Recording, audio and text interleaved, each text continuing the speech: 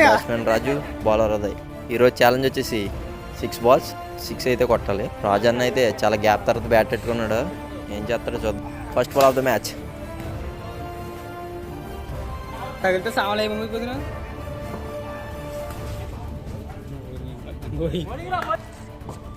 ఏంట్రా ఇన్ని డాట్లు ఆడుతున్నాయని తక్కువ అంచనా వేస్తాను మా బ్యాట్స్మెన్. రాజన్నయ్య పేరు తెలిసిన అడగండి చెప్తాడు. రాజన్నయ్య బ్యాటింగ్ చూసిన అడగండి చెప్తాడు. రాజన్నయ్యకి బౌలింగ్ వేసిన బౌలర్ని అడగండి చెప్తాడు. దడ పడుతుంది బౌలర్లకి బాల్ ఎట్టుకోవాలంటే.